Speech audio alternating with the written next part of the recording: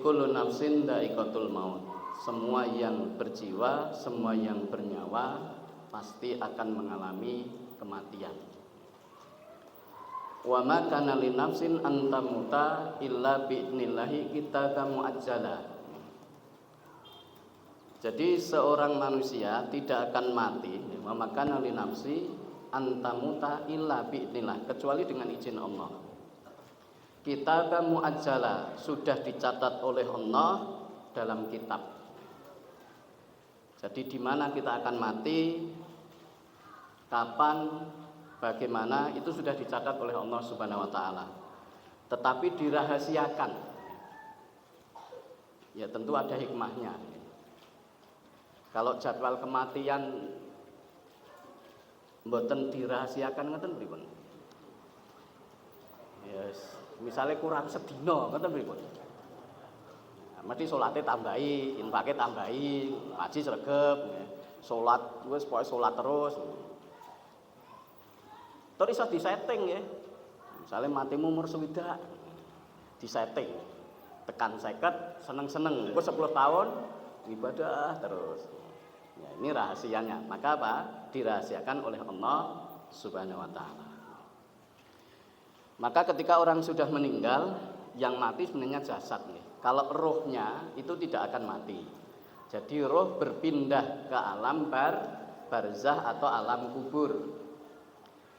Maka di dalam Al-Quran memang ada beberapa ayat yang secara tersirat menunjukkan adanya alam kubur. Dan di alam kubur ya ada nikmat, ada adab. Ada nikmat, ada adab. Contoh misalnya yaitu surah Ghafir atau surah Al-Mu'min. Jadi kadang kita bingung ya. Di mushaf itu ada Al-Mu'minun dan ada Al-Mu'min. Nah, Al-Mu'min itu kadang di dalam mushaf tidak ditulis Al-Mu'min tetapi surah Ghafir, sama. Surah ke-40. Jadi ayat 46 Allah berfirman ya. An-naru yu'raduna 'alaiha ghuduwa wa asya. Wa yauma taqumus saati adkhilu ala fir'auna asyadal adzab. Ini berkaitan dengan Fir'aun dan pengikutnya. Jadi an-naru, neraka itu ditampakkan oleh Allah kepada Fir'aun dan pengikutnya setiap pagi dan petang. Dereng dinyunyukke nggih. Ini siksa apa mboten, Pak? Jadi setiap pagi ditampakkan neraka dan setiap sore juga ditampakkan neraka. Niki ketok adab napa nikmat niki? Adab. Meskipun durung napa nggih? Durung ya ginilah misalnya nggih.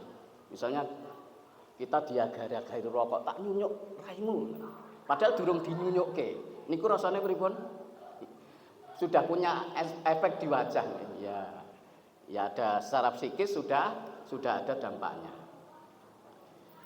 Jadi Fir'aun setiap pagi dan petang beserta pengikutnya oleh Allah Subhanahu wa taala sejak mati padahal pun pinten ewu tahun sampai nanti terjadinya kiamat oleh Allah ya disiksa dalam bentuk apa? Ditampakkan neraka setiap pagi dan petang.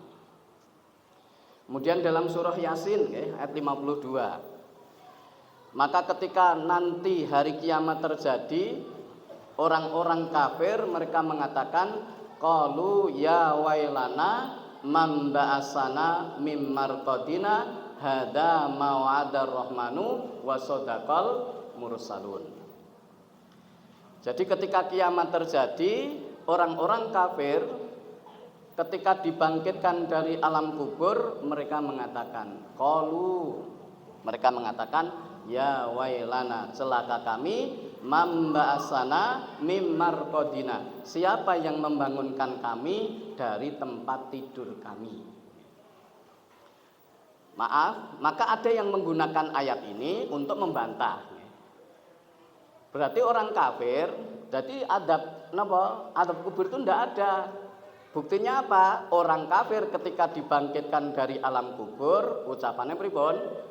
Mamba'asana mimmarqadina. Siapa yang membangunkan kami dari dari tidur kami? Jadi seakan-akan orang kafir ketika mati masuk alam kubur tidur, terus bangun ketika terjadi kiamat. Berarti disiksa mboten? Mboten nggih. Mboten. Nah, maka yang seperti ini harus dikembalikan ke tafsir. Jadi orang kafir itu bukan tidak disiksa, setiap hari disiksa. Lah ketika menjelang terjadinya hari kiamat diberi jeda, diberi waktu istirahat. Maka ketika istirahat itu digunakan sebaik-baiknya. Jenengan bayangke bedina ditutuki dikek waktu istirahat. Kira-kira nggih napa? Nggo istirahat. Ya kayak kita lah, saya pernah nggih kuli, buruh, saya pernah di bengkel las nggih. Jadi ketika sudah istirahat, sholat, makan, terus napa? Tidur. Jam 1 bangun. Maka ini orang-orang kafir ketika menjelang hari kiamat tadi diberi jeda, diberi istirahat, maka mereka tidur, ngelipus. Ngelipus niku bahasa Indonesia apa? Wangler banget. Lah ketika tidur ngelipus itu dibangkitkan lagi. Wong enak-enake turu kok dibangkitkan. Lah mereka kaget. Ya wailana mamba'asana mim marqadina. Jadi bukan tidak ayat itu bukan menunjukkan tidak adanya adab, tetapi memang sebelum hari kiamat diberi waktu istirahat. Kemudian pertanyaannya, ketika sudah di alam kubur,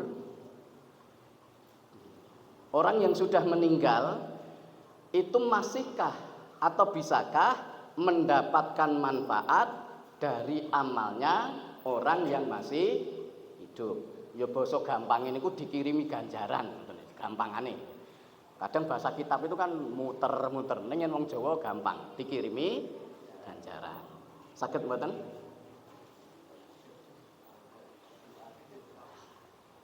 Saged. Dasaripun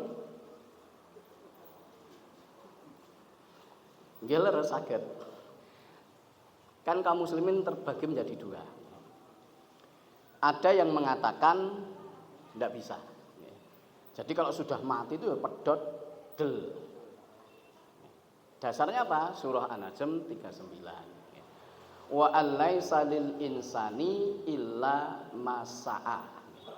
Dan sesungguhnya seseorang tidak mendapatkan kecuali hasil usahanya sendiri. Wa allaisa lil insani illa masa'a. Berarti kalau sudah mati pun boten saged usaha. Berarti pun pedot. Pripun iki? Saged mboten? Saged mboten?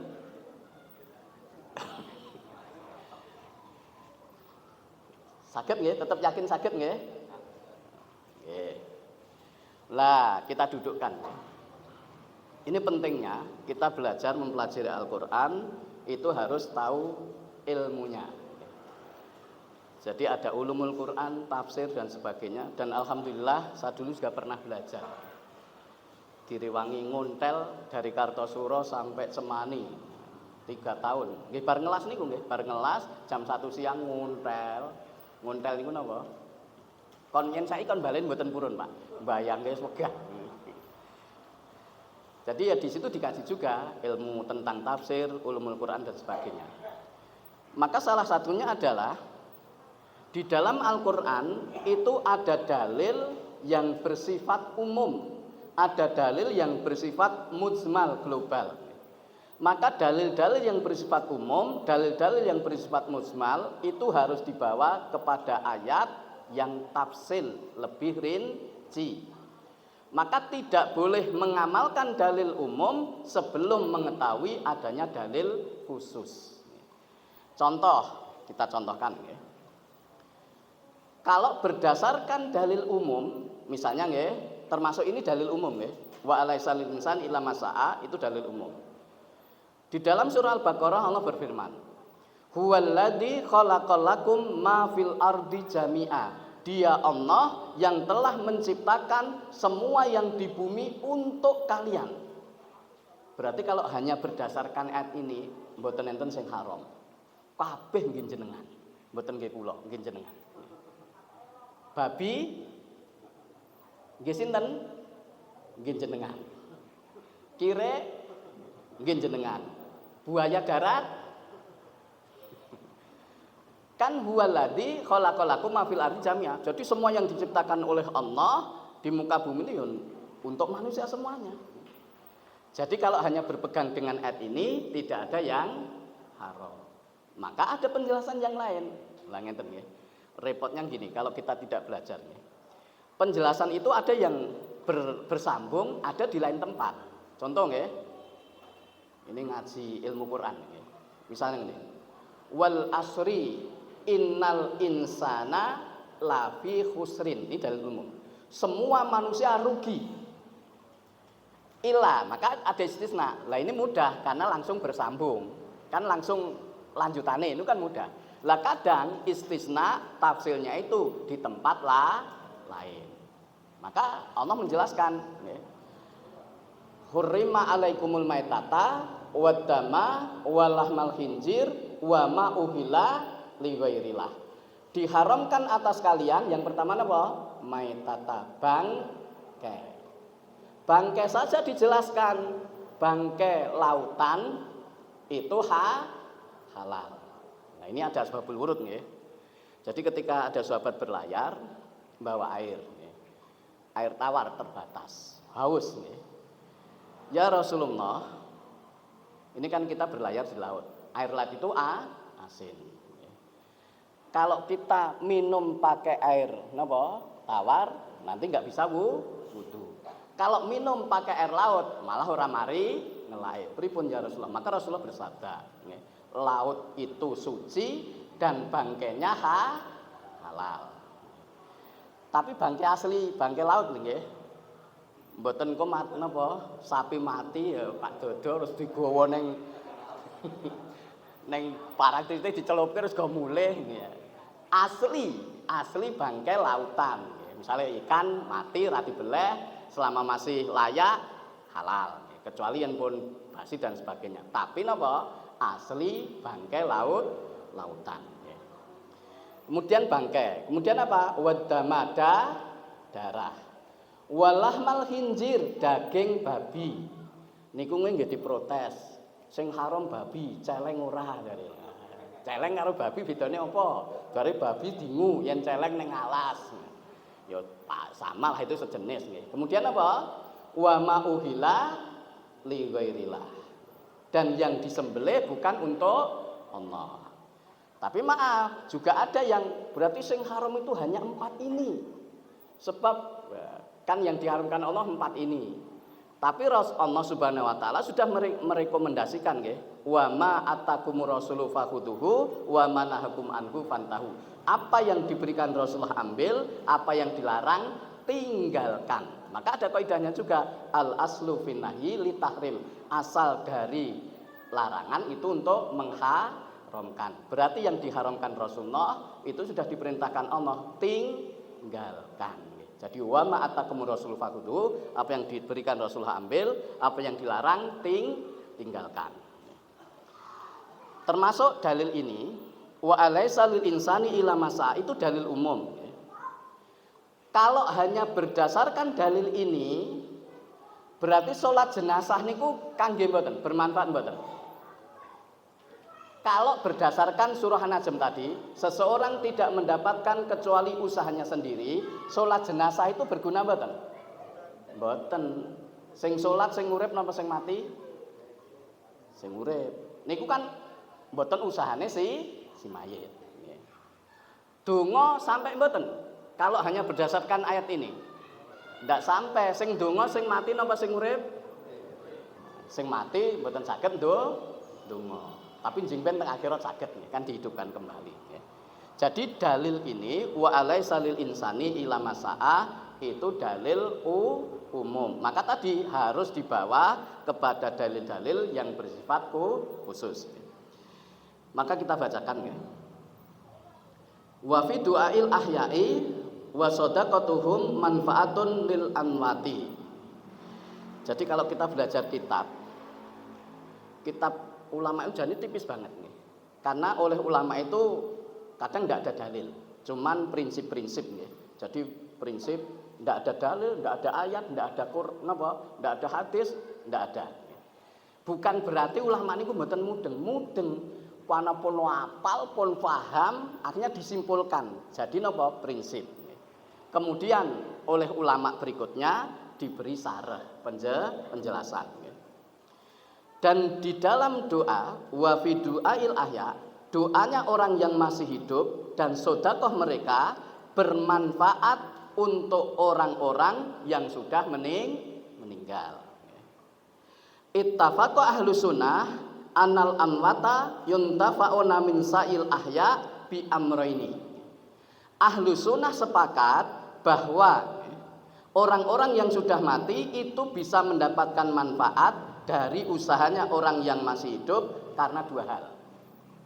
Yang pertama, karena adanya sebab, yaitu sebab si mayit ketika hidup itu punya andil. Contoh ya, hadis yang disampaikan oleh Rasulullah bahwa setiap anak Adam kalau sudah mati ingqata amaluhu ila min salasin, amalnya terputus kecuali tiga. Yang pertama, shadaqatin jariyatin, sedekah jariah. Maka ketika hidup, si mayit ketika masih hidup itu punya andil. Oh, ketika bangun masjid titip keramik, titip napa? Titip semen, titip napa punya? Duit, titip angin-angin. Jadi Rasulullah SAW jadi sampai menjelaskan. Jadi man bana masjidan fid dunya banallahu baitan fil jannah. Jadi barang siapa yang membangun masjid di dunia, maka Allah akan membangun untuknya rumah di surga. Meskipun kontribusinya itu hanya kalau diwujudkan ya, angin-angin nggo iso ngeyup makhluk sing paling cilik. Makhluk sing paling cilik ini napa, Pak? Napa? Emprit. Enek sing luwih cilik neh. Yen Bos Kartosurono niku manuk cit sing cit ngene. Pleci, Pak, pleci. Kan ming sak jempol nggih. Jadi yang nyumbang, jadi misalnya nggih, bangun masjid terus dia nyumbang, umpama ditukokke niku mung etuk angin-angin siji dipasang, iso nggo ngeyup manuk, itu sudah dihitung membangun masjid. Pun nggih mboten mungkin, urun kok mung napa? Angin-angin ndak mungkin nggih. Jadi napa? Tadi nggih, orang yang sudah mati, yang pertama shadaqatin jariyah, dia punya andil. Yang kedua apa? Anak yang mendoakan orang tuanya. Orang tua juga punya andil, minimal jadi wasilah lahirnya dia di alam dunia. Minimal niku. Sebab semua manusia kecuali Siti Hawa, Nabi Adam, Nabi Isa itu ndak pakai wasilah. Kalau Nabi Isa masih pakai wasilah, siapa? Ibu, tapi nggak pakai bapak. Nabi Adam nggak pakai bapak, nggak pakai ibu. Siti Hawa, ya nggak pakai bapak, nggak pakai ibu. Pakai apa? Tulang rusuknya Nabi Adam. Selain itu semua pasti melalui wasilah kedua orang tua. Minimal belum ngasih makan, belum ngarahkan, belum nyekolahkan dan sebagainya, maka orang tua punya andil. Jadi ketika hidup punya andil. Kemudian yang ketiga, ilmu yang bermanfaat. Ketika dia hidup berarti punya andil juga. Oh, bukan harus ngaji ngeten nggih, bukan harus ngajar di depan. Misalnya ngomong-ngomong, ada yang tanya, saat ini lewat WA, tanya ketemu di mana, ditanya tentang masalah agama, kemudian dijelaskan, itu termasuk mengajarkan ilmu. Jadi yang pertama, karena adanya sebab. Yang kedua, tanpa sebab, kecuali sebab iman. Jadi tanpa sebab, kecuali sebab iman. Artinya selama orang tua atau orang yang sudah meninggal dia muslim, itu masih bisa sampai. Nah ini maaf nggih. Dulu kan ada ide yang agak nyeleneh nggih. Jadi KTP niku kalau agama itu ora penting. agama itu urusan pribadi. Kolom agama dihapus saja sehingga di KTP dulu ada yang punya usul napa? Agama itu rasa ditulis. Loh, agama, kolom agama niku penting napa mboten, Pak? Pentingnya teng pundi? Misalnya orang mati kecelakaan di jalan raya. Perlakuan selanjutnya itu kan sesuai agamanya. Mau dikafani, disolatkan dikafani, nopo maaf, didandani jas, pakai kacamata, pakai nopo sepatu, itu kan sesuai agamanya. Atau dibakar, itu kan sesuai agamanya. Lah kalau di KTP tidak ketahuan, ini terus pripun coba? Atau misalnya gini, konflik nih, ini pernah kejadian. Jadi ada keluarga besar, separuh muslim, separuh non muslim. Bapake ya ora ning masjid, ning ya ora ning tempat ibadah liya. Mboten kula sebut nggih, tidak ke tempat ibadah liya. Lah singkat cerita meninggal. Geger kan? Sing anake muslim ya pengen dirawat seperti muslim, sing non muslim ya pengen ngrawat bapake seperti non muslim. Geger, rebutan, ndelah imbang separuh-separuh. Pomo geger ya imbang. Akhirnya apa? Mediasi.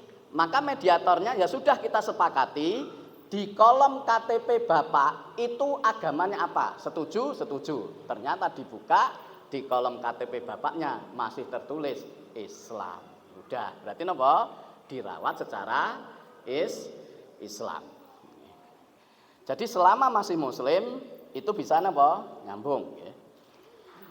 Al-adilatu ala intifa'il maiti bi ghairi matasbaba bihi. Jadi dalil-dalil yang menunjukkan bahwa orang yang sudah mati itu bisa mendapatkan manfaat yang tanpa sebab. Yang pertama, dalil dari Al-Qur'an.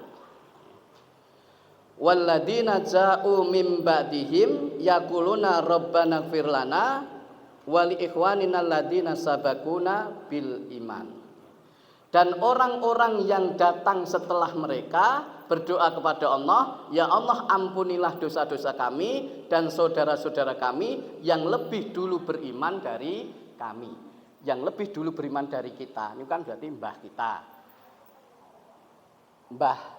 Mbah niku napa, Pak? Buyut, mbah. Yen kula wis mudenge tekan buyut tok sak ngisor niku sak ngisor apa sak dhuwure? Buyut canggah terus wis mulai bingung loh, Artinya apa? Orang yang beriman sebelum kita, yo ada yang masih hidup, ada yang sudah meninggal. Maka ayat ini menunjukkan doa itu sampai. Maka tadi kalau berdasarkan surah An-Najm ya enggak sampai, tetapi ini ada penjelasan lebih detail doa itu sampai. Kemudian dalil dari sunnah. Jadi Rasulullah SAW idza faragha an dafnil maiti waqafa alaihi faqala. Jadi Rasulullah SAW kalau sudah selesai memakamkan jenazah, beliau diam sebentar.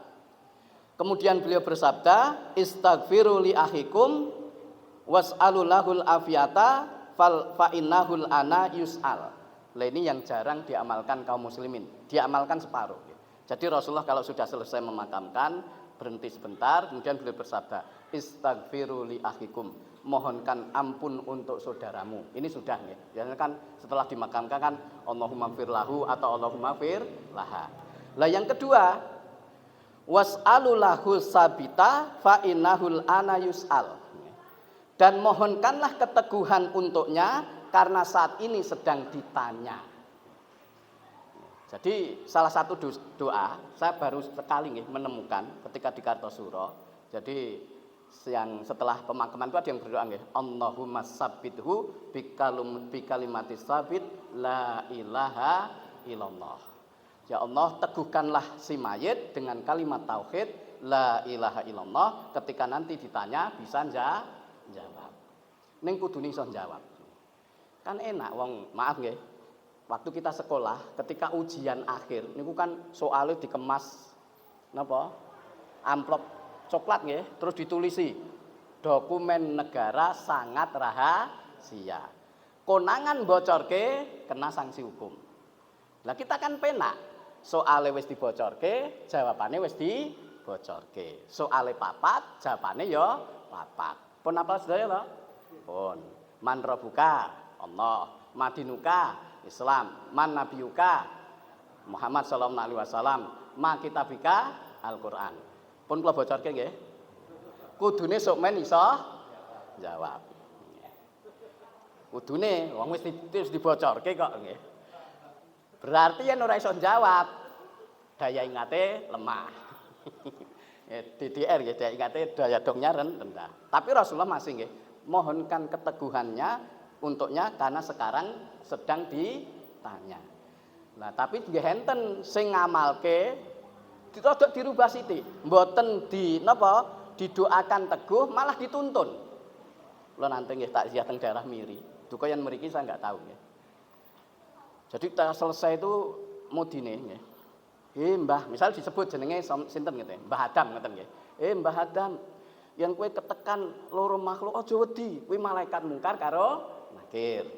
Yen ditakoni sapa pangeranmu, jawaban Allah. Yen ditakoni sapa nabimu, jawaban Muhammad. Yen ditakoni apa agamamu, jawaban Islam. Yen ditakoni apa kitabmu, jawaban Al-Qur'an.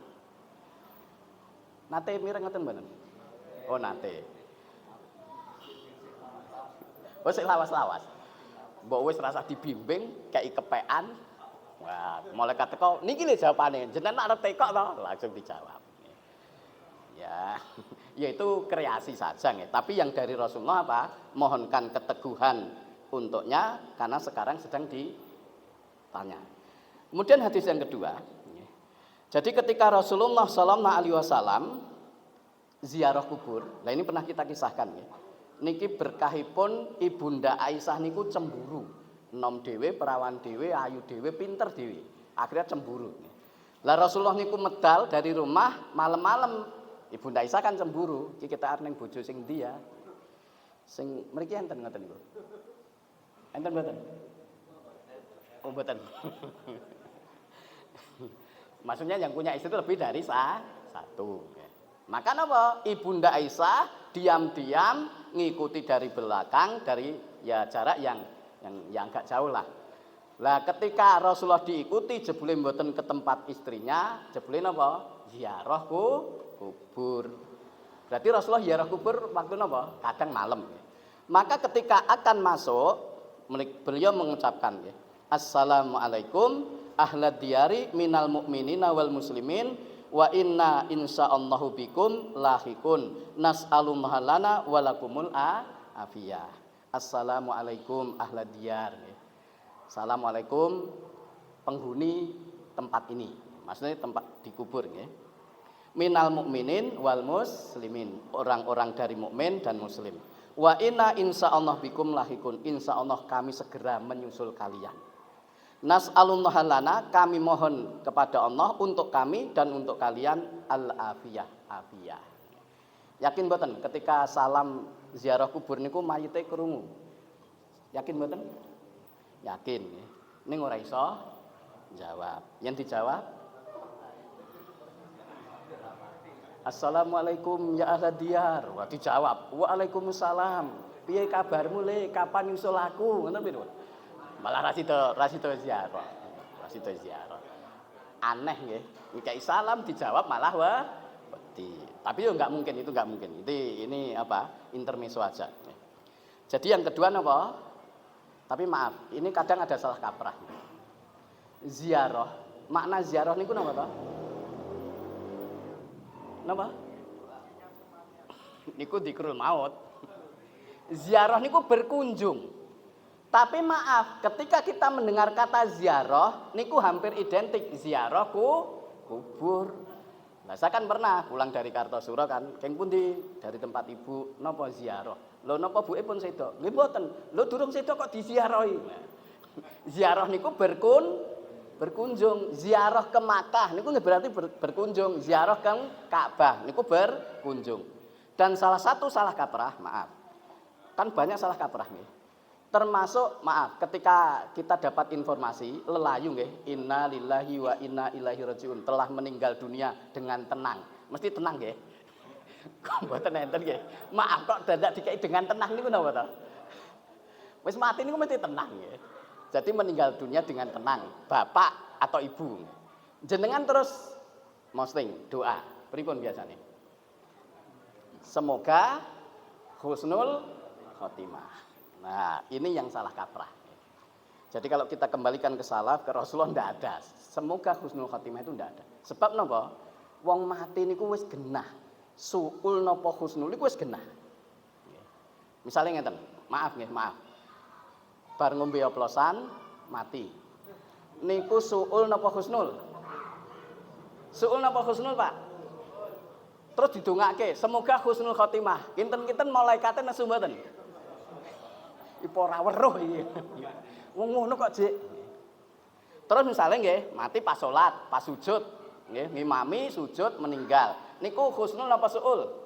Husnul. Wis rasa didongake niku nggih. Jadi ngeten nggih. Jadi napa? Semoga husnul khotimah itu sebenarnya tempatnya sebelum meninggal.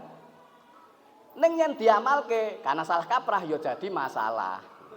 Jadi nek wong lara ditiliki bareng-bareng terus didongake semoga husnul khotimah nggih. Nesu mboten? Kowe ndongake aku cepet mati.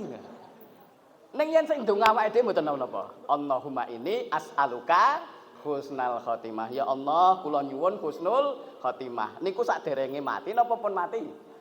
Saderenge. Maka lafaz takziah itu ya sudah. Kalau napa? Sudah napa? Meninggal nggih. Kalau bapak-bapak laki-laki ya Allahumma gfir lahu, kalau ibu-ibu ya Allahumma gfir laha. Ning nggih sampun jenenge salah kaprah nggih.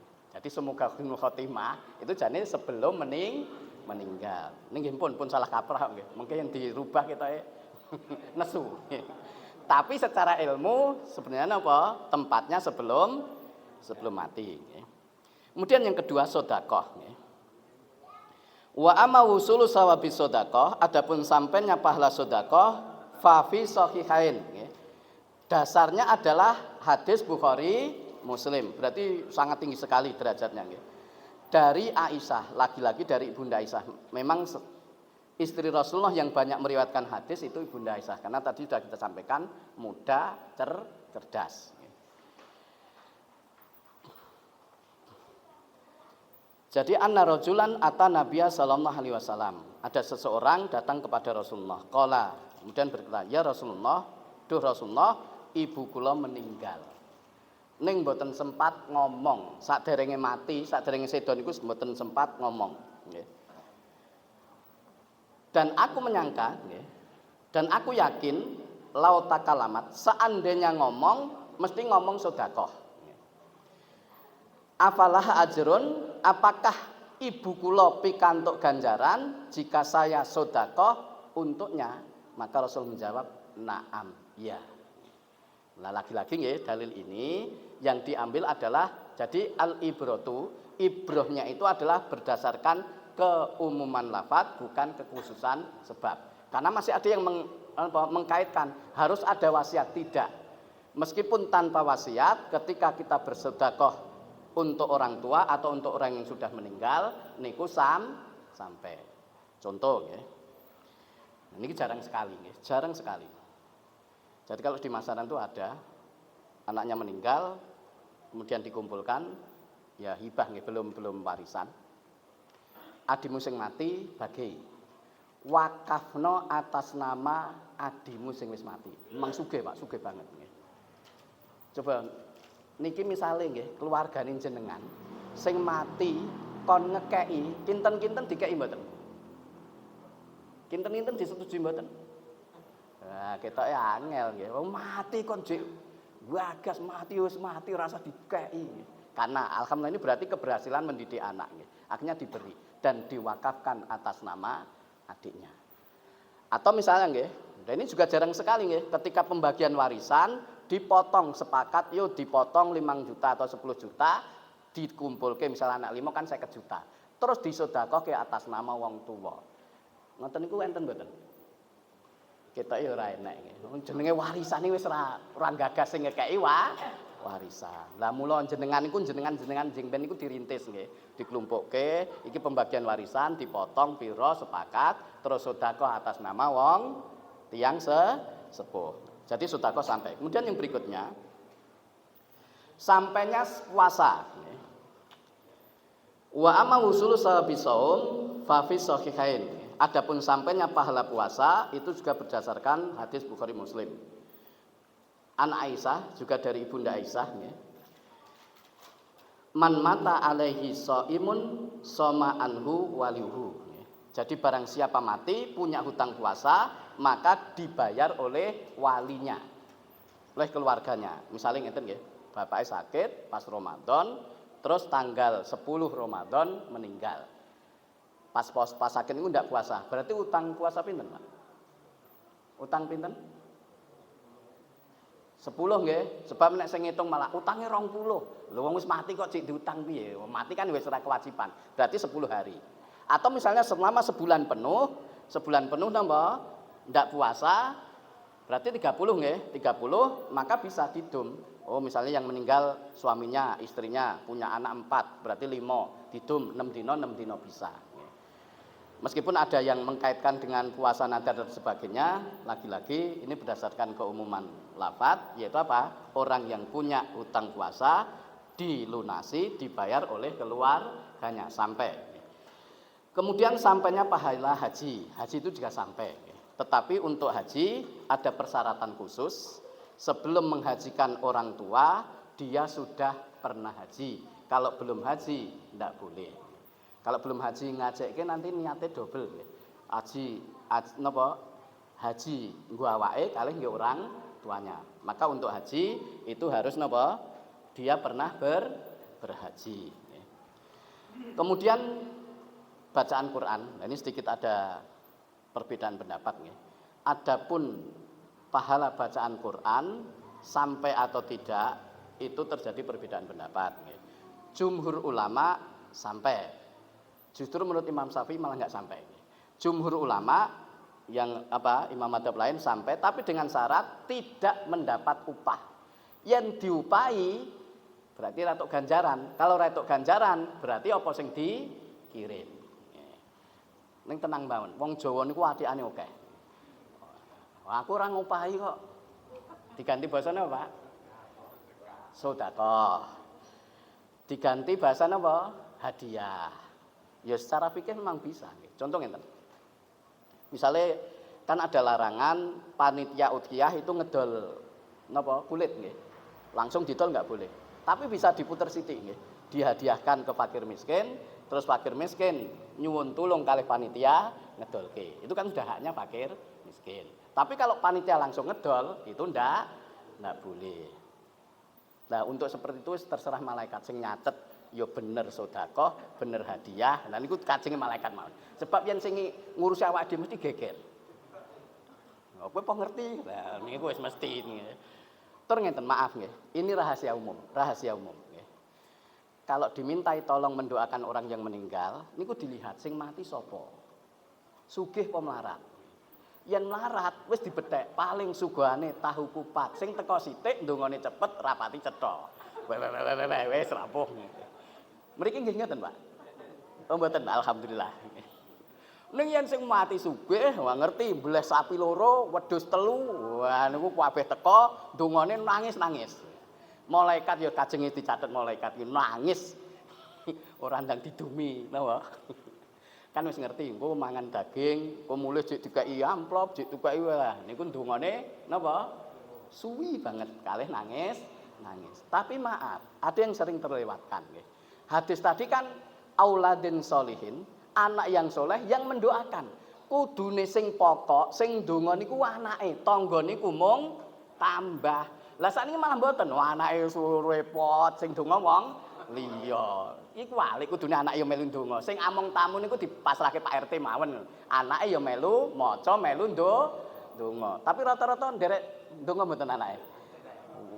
Mong nyalami rono wis napa bingung karepe dhewe. Jadi Bapak Ibu sekalian, Alhamdulillah nggih. Jadi orang yang sudah meninggal itu masih bisa mendapatkan, bukan masih, bisa mendapatkan manfaat amalnya orang yang masih hidup.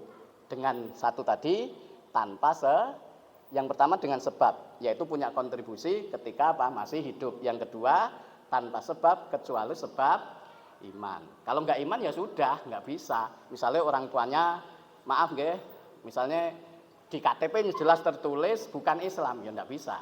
Karena apa? Ya sudah terputus kalau dia tidak beriman atau kafir. Jadi Bapak Ibu sekalian, kita masih berpeluang ya bisa berbakti kepada orang tua ketika sudah meninggal. Sebab ngenten, kadang zaman hidup itu tak nopo berbakti luar biasa. Barang wong tuane mati, wis ora berbakti, ra gagas atau sebaliknya.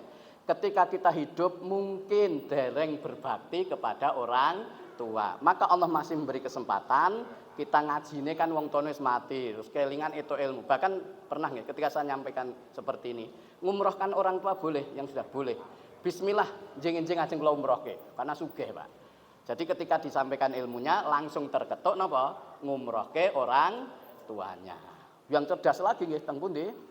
Di Tulungagung atau Trenggalek itu nggih. Sugih kaya raya nggih, bangun masjid atas nama wong tua, koyok hotel nggih. Mobilnya memang sugih banget nggih. Terus napa nggih operasional masjid niku diwakafke pom bensin. Jadi surasah dadak ngelis ngoten niku. Bituin Al-Barokah kan mau ngelis.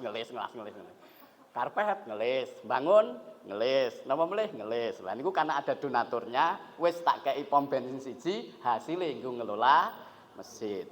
Nah, mriki kita enjing-enjing enten sing wakaf niki kita. Wakaf napa? Gen ra ngelis ngoten nggih. Aku ndek selepan tak wakafke. Ya semoga nggih. Jadi monggo kita masih diberikan kesempatan oleh Allah ketika orang tua kita sudah meninggal, kalau dulu baktinya belum maksimal, bisa kita kafaroi, kita ganti saat ini ngoten nggih. Kita sedekah atas nama orang tua dan sebagainya. Ini yang bisa saya sampaikan, kurang lebihnya mohon maaf. Aku lu kali hada fastaghfirullah li wa lakum wa akhiru da'wana alhamdulillahirabbil alamin. Assalamualaikum warahmatullahi wabarakatuh.